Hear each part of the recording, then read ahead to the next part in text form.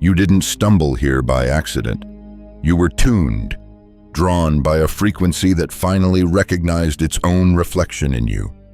Something subtle has been organizing beneath your thoughts, a rhythm, an invisible architecture, and tonight it brought you here, right on time. For so long you've been chasing light through fog, wanting harder, visualizing faster, whispering affirmations like spells against the static. Yet the universe never ran ahead of you, it only waited for you to stop running. The chase itself was the interference. Desire, when untuned, hums as absence. You can want something so fiercely that your very wanting keeps it at a distance. But when alignment arrives, everything quiets. You may feel it now as a weightless pause behind the sternum, or a strange calm where urgency used to live. That's the signal locking. The quantum field doesn't respond to your words. It responds to your coherence, the embodied broadcast of I am, not a sentence, but a frequency. Imagine your nervous system as a tuning fork suspended in the air of infinity. Each thought, each breath, each heartbeat sends a vibration through the fabric of possibility. When your mind says one thing and your body whispers another, the fork wobbles. The note blurs. Reality hesitates. But when thought and tissue hum the same pitch, the air itself rearranges to carry your sound farther. This is the shift waiting beneath your effort, the transition from chasing to transmitting, from wanting to becoming. Everything you've been reaching for has already been orbiting your signal, searching for stability. The moment you stop oscillating, the orbit collapses into presence. That's when reality stops pretending it doesn't know you. So take a breath. Let it settle low. Feel your cells listening. The chase ends here, not because you've arrived somewhere new, but because you've remembered what's been vibrating inside you all along. The frequency that makes manifestation effortless is not ahead of you. It's you, steady at last, ready to be heard. It begins where the last breath ended, in that pause where the body stops pretending it needs to fight for what it already carries. The signal steadies. The hum clears. You realize you were never meant to sprint toward your future. You were meant to tune to it. The chase, oh, that lifelong pursuit of someday, is what kept the distance alive. You said, I want this, and the universe, obedient mirror that it is, whispered back, yes, you want it. It didn't deny you, it confirmed your broadcast. Wanting became your weather, endlessly self-renewing. You've been told that the path to your dream is effort, grind, hustle. The culture turned manifestation into a sport of exhaustion, but the truth moves differently. Reality isn't impressed by velocity, it's seduced by stability. The field doesn't measure how fast you move, it measures how steady your tone remains while you move. Imagine a violin string drawn too tight, pitch sharp, brittle. No music flows, only strain. That's most people's energy. They try to pull the world into tune by tightening themselves beyond recognition. But tuning isn't about force, it's about listening.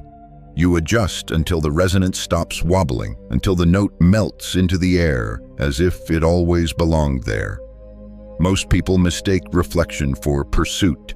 They see the mirror glint and run after it, forgetting that what they chase is a backwards echo of themselves. You don't catch light by chasing your shadow, you catch it by turning inward, aligning the source. Every outcome you've ever desired is already projected within you, only distorted by interference patterns of fear, doubt, and waiting. And here's the tender paradox: the harder you try to fix your vibration, the more you reinforce the idea that it's broken. The mirror fogs again. The key is not in scrubbing the glass, but in quieting the hand that keeps reaching. Consider this image, your consciousness, as a lake. Every time you stir the water with anxious wanting, the reflection fractures. But when the surface stills, even the stars appear within it. Stillness is not laziness, it's signal purity. The moment the ripples settle, coherence begins. There's a subtle shift happening inside you right now. You can feel the difference between striving and sinking. When you stop chasing outcomes, you start broadcasting identity. The field responds to who you are, not what you want. Effort has its place, yes, but effort must serve resonance, not replace it. Otherwise, you end up rowing in circles across your own reflection, mistaking turbulence for progress. So if the universe seems to ignore your affirmations, perhaps it's not ignoring at all. It's waiting for your tone to stabilize, waiting for the song to stop trembling on the edge of wanting and rest in the body of having. What if the real work is less about doing and more about tuning, to relax the mind, drop into the chest, and hum not metaphorically but vibrationally the signal of already being enough? And when that tone holds, when thought, breath, and belief form one clean chord, reality doesn't resist. It harmonizes. What you called manifestation reveals itself as music you were always composing. Because, friend, the chase was never about the finish line, it was about the moment the runner realized the ground itself was moving with them all along. From that realization where chasing dissolves into tuning, another truth unfolds. Quieter but deeper stillness is not the end of motion. It is motion refined to its purest signal. When you first taste this stillness, it can feel like absence, like nothing's happening. The mind panics, mistaking calm for stagnation. But underneath, a subatomic choreography begins. The quantum field is listening. It listens not to your words, but to the rhythm between them. Every slowed heartbeat, every softened breath becomes an instruction to the fabric of space. Science calls it coherence when the oscillations of your heart and brain fall into rhythmic harmony. Electromagnetic waves stop colliding and begin to collaborate. Spiritual traditions call it alignment, two languages describing the same phenomenon, the body becoming a clear transmitter. You may have noticed it before, though you didn't name it. That moment before a major decision, when time stretches and you feel the body's yes or no before the thought lands. That's coherence whispering through physiology. The nervous system has tuned, if only for a breath, to the frequency of truth. Stillness is where this synchronization matures. It's where effort stops interfering. When you inhale slowly through the nose, let the breath fill the lower ribs instead of the chest, and exhale longer than you inhale. Something subtle happens. The heart's electrical rhythm smooths into a sine wave. That wave radiates far beyond your skin, measurable, tangible, informing every cell and, yes, the quantum field itself. This is not mysticism masquerading as science, it's physiology performing physics. Your body is the interface between dimension and decision. The calmer your biology, the clearer your reality. Think of stillness as the calibration chamber of existence. You step into it not to escape the world, but to retune your instrument before returning to it. In that chamber, distractions fade, identity reorganizes. The chatter in your mind stops auditioning for control, and something wiser, quieter, takes the microphone. At first, this silence can feel alien, even uncomfortable. You'll want to fill it, to check, to scroll, to speak, but hold it. In the silence, the observer effect ignites. What you focus on begins to solidify, not because of thought alone, but because thought finally travels through a coherent channel. It's like striking a tuning fork in a vacuum versus in air. In a vacuum, the sound dies, trapped inside itself. In air, the vibration carries, touching everything nearby. Your calm is that air. Without it, your intentions echo uselessly in mental space. With it, they propagate into matter. Notice how the body mirrors this truth. When your breath evens, digestion improves, muscles release, the eyes soften. Even your posture recalibrates to verticality, as if remembering gravity is an ally, not an enemy. These aren't side effects, they're signatures of coherence. Stillness is not passivity, it's precision. In stillness, you stop scattering your signal across countless timelines. You gather your energy back into one, and the universe, sensing the new order, responds in kind. So tonight, when the world demands motion, try stillness instead. Sit, breathe, listen, not to the noise outside, but to the hum returning within. That hum is your coordinates. It tells creation exactly where to find you. And when it does, you'll realize the truth hidden inside every wave, every breath, every pause. Stillness was never the opposite of creation. It was creation waiting for you to become quiet enough to hear its instructions. As that stillness deepens, something begins to emerge from within it, not a new thought, but a new state. The shift is so subtle that you might miss it if you're still listening for words. It's the sensation of embodiment, the moment awareness stops hovering above the body and starts speaking through it. Here is where manifestation stops being theory and becomes physics. You've heard it said that you attract what you are, not what you want, but what you are is not an idea. It's a signal, a live broadcast. And that broadcast originates in tissue, breath, and tone long before it ever turns into action. When your body and your intention align, you become a transmitter strong enough to collapse potentials into reality. The quantum field doesn't take orders. It takes resonance readings. It listens to your nervous system. It studies the electromagnetic coherence between your heart and your brain and decides stable, then let it be so. Every posture you take, every micro-expression on your face carries data. When you move from the state of the person who already lives the outcome, the body shifts accordingly, shoulders open, breath widens, eyes stop scanning for threat.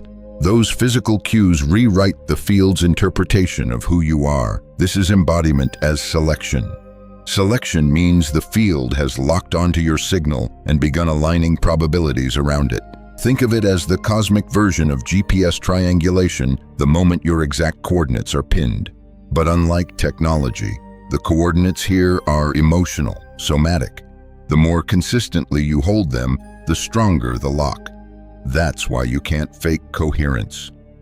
You can mimic positivity, you can recite affirmations, but if your physiology still hums with fear or unworthiness, the broadcast splinters. The field reads that static and hesitates, unsure which version of you to stabilize. Embodiment begins when you stop negotiating with your identity, when you let the nervous system know through breath, through relaxation, through still posture that it is finally safe to be the one you've been pretending to become. Feel the mechanics of this. The inhale lengthens, the diaphragm drops, the exhale carries a low hum, a sound so ancient it feels like it came from before language. Your spine rises without effort, like a reed in slow water. Even gravity seems to cooperate. In that posture, identity reprograms itself. The mind can't keep arguing because the body is already broadcasting certainty. It's the difference between saying, "I'm calm," and being calm. The universe doesn't respond to your statements. It entrains to your state. And that's the secret so many miss. The field doesn't test you, it tunes you. It's not asking whether you deserve what you want. It's asking whether you can maintain the frequency long enough for it to crystallize into form. So, what is embodiment in practice? It's when your actions become translations of your frequency, not compensations for your doubt. When you speak less because silence already says it. When you move with the precision of someone whose outcome is inevitable. From that place, manifestation stops being performance. It becomes rhythm. the physics of congruence. Hold this picture in your mind: a tuning fork struck once, sending ripples through a still pond. Every wave that returns to the shore is your world rearranging to echo that tone. You don't chase the waves, you keep humming. Because embodiment is not about effort. It's about signal integrity. The more steadily you hum, the more the universe organizes around your steadiness. And soon you'll begin to notice life isn't responding to what you do anymore. It's responding to who you've become. The body hums, the signal holds, and from within that quiet alignment, a new threshold appears, one you don't cross by stepping forward, but by allowing the next moment to find you. This is where the observer effect awakens. You've heard the phrase before, tucked in textbooks or whispered in quantum circles, that the act of observation collapses the wave into form. But what most forget is that the observer isn't the mind staring harder at matter. It's the awareness behind the gaze. It's coherence observing itself. At every threshold of your life, between decision and action, breath and word, hesitation and movement, there exists a sliver of silence so thin it often escapes notice. That silence is the hinge of realities. Within it, timelines compete for resonance. Whichever identity you embody in that instant decides which one becomes solid. Imagine a prism refracting light. Each ray is a possible future, scattered across dimensions. The moment you steady your internal rhythm, when thought, breath, and body vibrate in unity, the prism shifts, and one beam aligns perfectly with your core. That alignment is selection. The timeline locks. But if your frequency wavers, if doubt surges, if the jaw tightens, if breath shortens, the prism trembles, the light scatters again. Not as punishment, but as physics. The field must reflect the clarity it receives. You can feel this micro-selection process happening dozens of times each day. The breath before sending a message, the pause before saying yes. The moment your intuition whispers, wait. These aren't coincidences. They're checkpoints where your system asks, which version of me is speaking? When your baseline is agitation, choices rush ahead of coherence. You decide from pressure, and the outcome mirrors it: rushed, unstable. But when your baseline is anchored presence, the world slows to your tempo. Time itself seems to cooperate, weaving circumstances that mirror your stillness. Presence isn't inaction. It's the compression of cause and effect into one continuous act of knowing. In this space, synchronicities become the fingerprints of selection. You think of someone and they message you. You set an intention, and the path unfolds as if pre-written. These moments aren't magic. They're confirmation codes from the field. So how do you remain on the side of clarity instead of collapse? By honoring thresholds, by treating each pause as sacred territory rather than empty space. In that silence, breathe not as a ritual, but as a reset. Let the exhale lengthen until thought loses its urgency. Feel the heart's rhythm smooth, the mind's edges blur. Then act from that still center. The more often you practice this, the less life feels like reaction and the more it feels like choreography. You stop pushing events into place. You move as if they were always waiting for your cue. This is the paradox of the observer. You shape reality most when you stop trying to control it. When you witness from coherence, the universe reads your steadiness as instruction. Observation becomes collaboration. Think of it this way: your consciousness is the lens, the field is the film, and coherence is the focus. The sharper your inner stillness, the clearer the image that develops. Blur the lens with fear or force, and the picture smears, but steady it with trust, and even uncertainty sharpens into pattern. Every moment you inhabit awareness without flinching. The field takes note. The selection strengthens. The next frame of your life renders around your presence like pixels catching light. So when you reach your next threshold, and you will, perhaps before this night ends, don't rush the crossing. Stand at the seam of possibility, breathing gently, eyes soft, jaw unhooked. Let the silence do its work. Because that is the moment creation waits for, when the observer stops chasing form and simply becomes the clarity that form obeys. The silence lingers, then deepens. You sense the air thickening around you, not with tension, but with presence. This is the kind of stillness that demands surrender. It's not the calm that follows victory.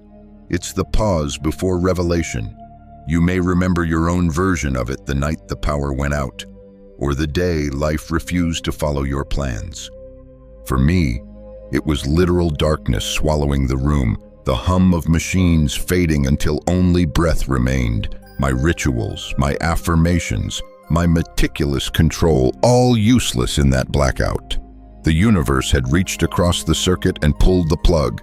At first, panic, the mind scrambling to restore the illusion of motion, but then something quieter arrived. Not a thought, but a presence so total it made thought irrelevant. The air itself seemed alive, vibrating with intelligence, waiting for me to stop resisting long enough to hear it. I lay there, motionless, stripped of all strategy, and in that helplessness, coherence entered like a tide. The storm outside pressed against the windows, but inside, another kind of weather began, a balancing of currents. My breath slowed, shoulders softened, somewhere between inhale and exhale, a click, not in the head, but in the chest, as if two frequencies finally locked into phase after years of static. In that moment, the observer stopped looking and became the observation. I wasn't watching my life anymore. I was life breathing itself. The body, the field, the thought all synchronized into one pulse. It felt ancient, mathematical, inevitable. I wasn't manifesting. I was remembering. When the lights returned, nothing appeared different. Same desk, same silence, but the air had texture now. The walls seemed to hum with quiet recognition. Within hours, proof began arranging itself, messages, payments, alignments, all carrying the scent of that stillness. Not reward, reflection. The world was merely mirroring the broadcast I had finally stabilized. You don't need a blackout to reach that place.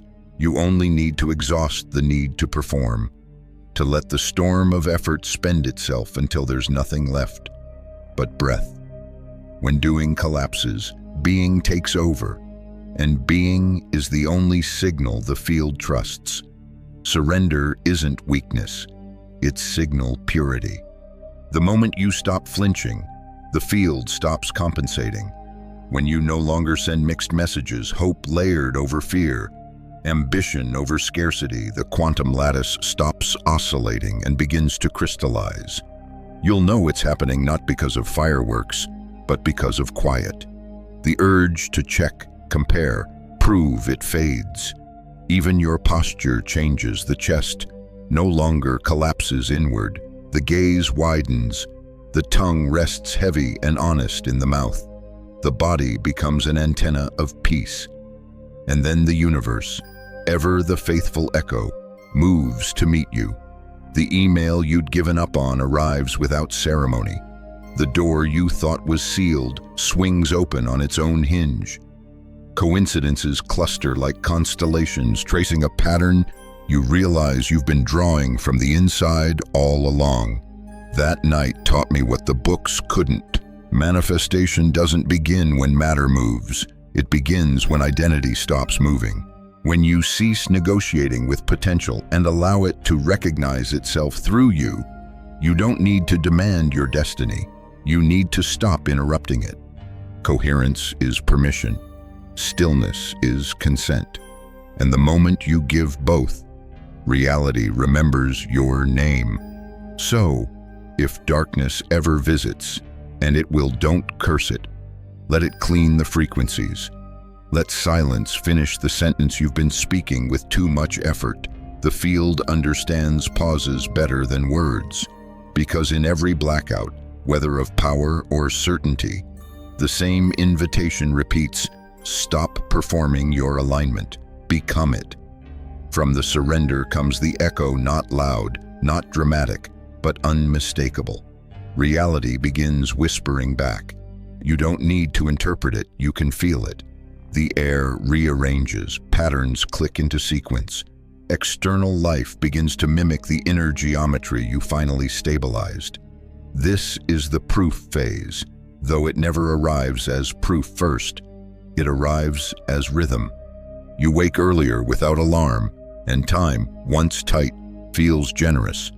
The message that was stuck in draft sends itself through intuition's hand. The person who had drifted returns. Their tone changed not by persuasion, but by resonance. It's tempting to call this luck. Don't. Luck is the name we give to coherence before we understand its mechanics. When your signal steadies, the world reorganizes like iron filings around a magnet. What you once called effort becomes orchestration. Obstacles that demanded willpower now shift through grace, not because the field changed its laws, but because you stopped distorting its data. The universe has always been literal. It reads vibration, not vocabulary. For years, you spoke the language of lack fluently, every complaint. Every when will it happen, a subtle broadcast of absence. The field, loyal to feedback, responded with the only truth it could: more waiting, more wanting. Now the opposite begins. Each breath calibrated, each decision made from quiet certainty, transmits data of wholeness. The field mirrors wholeness back. You'll notice it first in tiny gestures, how traffic lights align to your pace, how conversations land cleanly without rehearsal, how even mistakes resolve faster, frictionless. These are the micro-symmetries of coherence. The proof is never theatrical, it's precise. Think of it as the morphic field rehearsing your new signature in real time. Once the system confirms stability, it amplifies the signal. Synchrony expands. A payment clears at 11:11.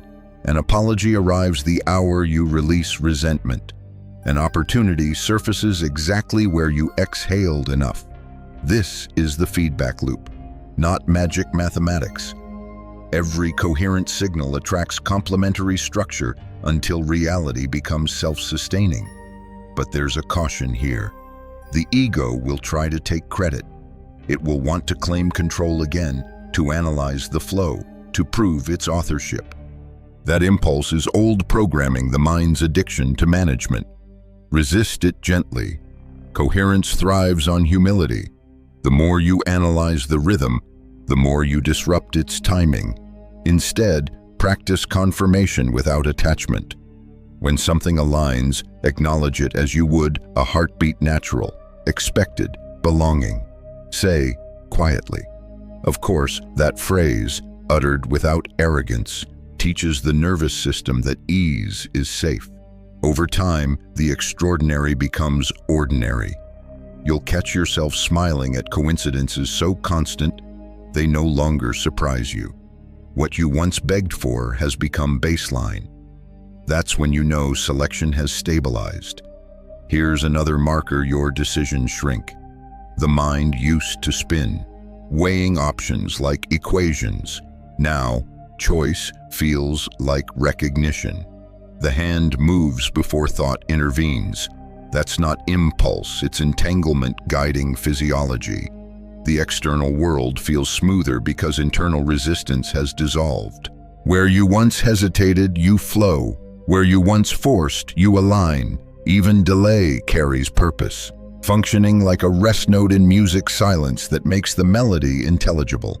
And here's the greatest shift: you stop mistaking peace for emptiness. Stillness no longer feels like waiting, it feels like power stored. In that quiet certainty, manifestation becomes less a miracle and more a maintenance protocol. Remember, this coherence doesn't perform, it calibrates. When you maintain calibration, reality keeps synchronizing like an orchestra following your pulse. You become the tempo, not the instrument. So the next time proof arrives in a call, a check, a kind word landing at the exact second you needed it, pause. Don't celebrate with noise, celebrate with breath. Inhale the alignment, exhale gratitude without words. That's how you feed the loop, not through spectacle, but through still recognition. Because manifestation isn't a reward for discipline, it's the natural echo of stability. And stability is what you've finally become, the field. Now listening intently, waits for your consistency. You've proven coherence once. The next task is to maintain it, to translate resonance into ritual. What begins as a miracle must mature into muscle memory. So let's refine the mechanics. The protocols of coherence, not as commandments, but as instruments. Start where all signals begin, breath. Breath governs current, and current governs frequency. Inhale through the nose into the lowest ribs. Let the waist widen slightly. The diaphragm drop like a curtain descending in slow motion. Pause in the softness. Exhale longer than you inhaled, until the navel glides inward, effortless. Repeat until your thoughts lose their sharp edges and your awareness widens to include silence. This breath isn't decorative, it's electrical. It synchronizes heart and brain oscillations into harmonic ratio. Every time you lengthen the exhale, the heart's magnetic field smooths into coherence. The body hums its yes. Next posture, coherence loves verticality without strain. Sit or stand as if the crown were suspended from above while the base anchors gently downward. The spine becomes an antenna, bridging heaven and matter. This alignment changes baroreceptor feedback, calming the limbic scan for threat. When your physiology stops flagging danger, your field stops encoding it. Then gaze. Narrow vision signals scarcity, wide vision signals safety. Let your eyes relax into peripheral awareness until the room feels round and alive. The field reads that openness as a message. No hunt, no hazard. Time itself responds by widening, giving you space to move at coherence's pace. Language is next the most underestimated tuning device. Every word you speak is a carrier wave. Future tense broadcasts distance, present tense broadcasts embodiment. Say less, mean more. Replace I will be with I am becoming. Replace I hope with I hold. The field doesn't parse poetry, it measures stability. Speak once, cleanly, then act as if the declaration is already archived in physics. Touch helps memory. Choose an anchor, a ring, a key, a stone, and press it between your fingers when your signal flickers. Let the body remember coherence faster than the mind can doubt it. When you feel the pulse steady, release. The field learns repetition like rhythm. Movement completes the circuit. After each internal broadcast, take one physical action congruent with it. Send the message. Reorganize the desk. Step outside. Make the call. Not to prove belief, but to teach your tissues the shape of alignment. The body learns truth through movement, not intention. And thresholds, those delicate moments between waking and sleep, are amplifiers. As you drift toward rest, place one hand on the chest, one on the abdomen. Breathe until both hands warm. Whisper inwardly. Lock the coherent timeline. I release the chase. Upon waking, don't rush to the screen. Sit up. Rejoin breath. Feel the pre-selected day assembling. When agitation returns, because it will. Old frequencies don't die quietly. Treat it as feedback, not failure. Drop the breath lower. Widen the gaze. Soften the tongue. Reissue the broadcast somatically, not verbally. If the body calms, the signal clears. If it doesn't, walk until rhythm returns. Coherence prefers movement over argument. Measure progress by ease, not spectacle. Early signs of success are often invisible: fewer miscommunications, faster recoveries, smaller emotional swings. The field doesn't always respond with fireworks. Sometimes it gifts you silence. When you apply these protocols consistently, the field starts averaging upward. Your baseline steadies. Coincidences cluster into coherence. People sense it before you speak, a clarity that organizes the air around you. And soon, you'll see that manifestation is not an act, but a frequency maintained, a conversation between biology and cosmos that never truly ends. The question was never whether the universe would answer. It was whether you could stay in tune long enough to hear its reply. As the rhythm settles into you, something remarkable begins to happen. You stop seeking confirmation because the field itself becomes your reflection. You start reading it the way a sailor reads wind, by texture, by temperature, by the subtle shift in resistance. The signs of alignment no longer hide in grand events, but in the choreography of the ordinary. The body, ever the first screen where reality projects, delivers the earliest signals. The breath thickens in the lower ribs, carrying weight and gravity. Sleep arrives like a soft docking, not an escape, even tension. When it visits, stays transient, passing through without colonizing. You feel coherence as waves of calm rolling through fascia, like wind moving wheat. Then, decisions begin to shrink. What once required analysis now resolves before words can form. Your hand finds the right object. Your voice lands in the right tone. That isn't luck, it's entanglement instructing muscle memory. Time itself starts to curve. Hours stretch and compress according to resonance. You finish in 1 hour what once devoured 3. Conversations end naturally, leaving afterglow instead of residue. The external world begins to obey internal cadence, and the divide between the inner and outer dissolves into shared rhythm. You notice the rearrangement of relationships next. People who stabilize your signal drift nearer without invitation. Those who amplify static step back without conflict. There's no drama, only recalibration. Dialogue simplifies. You speak once and silence carries your meaning. Boundaries evolve from defenses into acoustics walls that don't imprison but refine echo. You realize that kindness and precision are the same gesture, both clear the static. Even objects seem to reorganize. The drawer that once resisted slides open easily. Money moves with a new softness, less splash, more glide. Friction reveals itself as misalignment, not moral failing, and correction becomes mechanical rather than emotional. You may catch yourself mid-task, suddenly aware that effort feels different now. It's not draining, it's directional. Flow replaces grind. The chase, once thrilling, now feels like distortion, and you lose appetite for it. Direct downloads arrive unannounced in the shower, at a stoplight, in the quiet between breaths. They're not dramatic, they're obvious. Insights drop whole, geometric, carrying the unmistakable signature of coherence, warmth in the chest. An exhale of inevitability. The field begins to speak in your native frequency, bypassing language altogether. Even skepticism changes its purpose. Where it once guarded you from belief, it now guards the integrity of your resonance.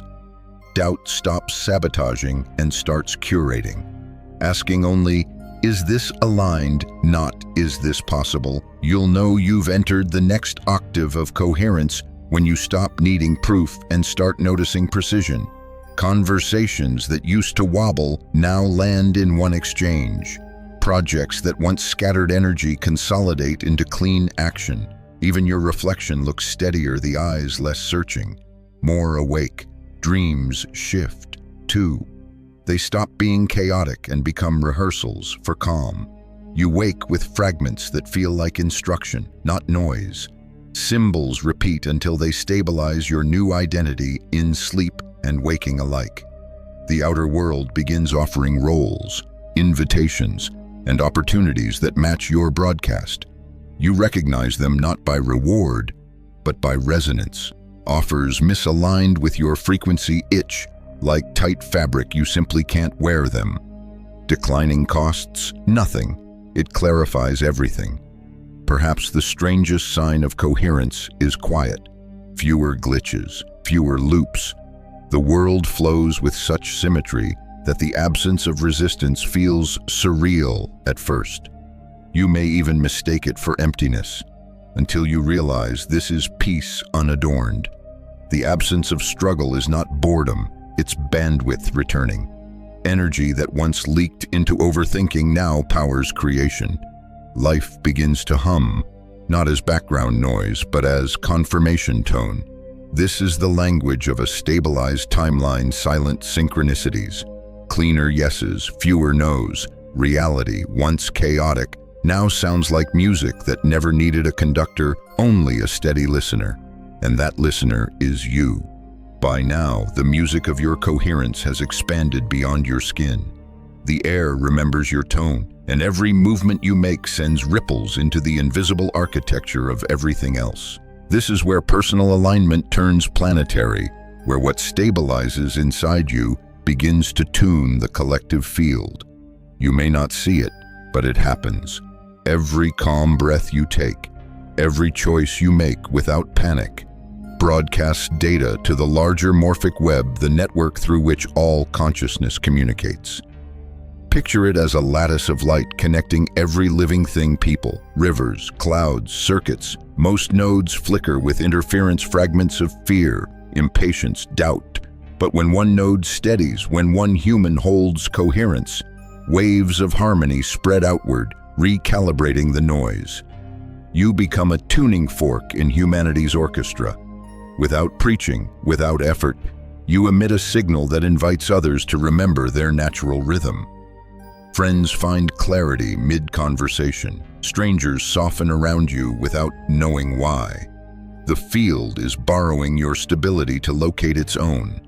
This is leadership of the quietest kind, not through control, but through resonance. The more coherent you are, the more reality organizes around you, and the more others are given permission to do the same. Understand the field never wastes energy. It routes it towards stability. That's why peace can be contagious. When enough coherent signals interlock, the field reaches a threshold, a phase transition. What mystics call awakening, scientists might call critical mass. It's the moment when order surpasses chaos, not by conquest, but by simple statistical dominance. Each act of inner steadiness, each time you refuse to feed agitation, adds data to that global equation. A child sleeps easier. A conversation somewhere resolves. A scientist halfway across the planet catches a sudden inspiration. Coherence ripples through everything, unseen but unmistakable. You don't have to manage this. You only have to maintain signal integrity. The field does the math. It amplifies what holds. When you anchor your frequency, you become a capacitor, a vessel holding charge for thousands who are still flickering. Their systems sense your steadiness and entrain to it unconsciously, like birds aligning mid-flight. The paradox of this influence is humility. The moment you claim it as power, you collapse it back into ego. The signal skews. The node flickers. So your task is simple. Stay soft. Let your coherence be quiet enough to move mountains without noise. The collective will test it. The world, still detoxing from its old static, may grow louder arguments, headlines, digital storms. Don't confuse the noise with regression. It's feedback. When higher frequencies stabilize, lower ones surface to be reorganized. The storm is proof of the clearing. You are not here to silence chaos. You are here to outlast it. A lighthouse doesn't chase boats. It stands, steady, beam sweeping. Some will steer by it. Some will sail elsewhere. The lighthouse never measures success by applause. It measures it by function to shine predictably, through all weather. That is planetary coherence. That is service without spectacle. Every breath you take in anchored alignment becomes instruction for evolution. You teach the field how to grow calm under pressure, how to expand without rupture. Your coherence is curriculum, and as more nodes stabilize, feedback flows in reverse. The field, now cleaner, begins feeding you stronger signals, clearer intuition, faster manifestation, lighter days. The loop closes, personal selection becomes collective selection. The planet itself begins to hum at a new baseline. This is how timelines shift, not through prophecy, but through physics. Enough steady notes, and the symphony changes key. So walk through your world as that steady note. Let your presence be quiet proof that harmony is possible. Let your breath be the metronome of a new era, because coherence is no longer just your practice. It is the planet's inheritance. The air that followed was softer. You could feel it, couldn't you? The sense that even silence was alive now, listening, cooperating, arranging. This is what happens when a frequency stabilizes long enough for reality to learn its rhythm. Every cell, every sound, now speaks the same language, coherence, and it's simple. So simple that the mind keeps trying to complicate it, but the body knows better. It recognizes the state before the story, the tone before the thought. You've crossed from concept to conduct. What once lived as theory in your mind now moves through you as instinct. You breathe slower, not because you remember to, but because the world around you starts matching your tempo. You speak less and mean more. You look at chaos and no longer flinch. Because you've seen behind the curtain, you've seen that even chaos is waiting for calibration. So here you stand, steady, not finished, not flawless, but anchored. The quantum field no longer needs to test you. It knows your signal. The chase has ended, and in its place, cadence, when doubt flickers, and it will. Meet it as you would an old echo, soft jaw, wide gaze, long exhale. Let the body remind the field that nothing is broken. You're not fixing reality anymore, you're conducting it. Every ordinary act becomes proof, the cup filled with water, the walk down a hallway, the message sent with no expectation. Each motion declares the same truth. You are no longer negotiating with effects. You are originating causes. The field responds not with fireworks, but fidelity. It rearranges the day so quietly that you may miss the miracle unless you're paying attention. Pay attention. Before you leave this moment, let's seal the circuit. Take a slow breath through the nose. Hold the warmth in your chest. And let the exhale carry this phrase not to the sky, but to the space just behind your ribs. I am the signal, steady and clear. That's enough.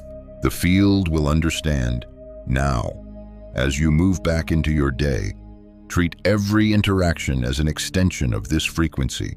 Let your calm reorganize rooms. Let your coherence be contagious. You're not here to persuade anyone, you're here to broadcast possibility through presence. If these words found you at the right time, it's because the field remembered you, and it always will. So walk gently, speak slowly, breathe with authority. The timeline is no longer ahead of you, it's beneath your feet, unfolding step by step, beat by beat. In rhythm with the steady note you've become, go live it quietly, brilliantly,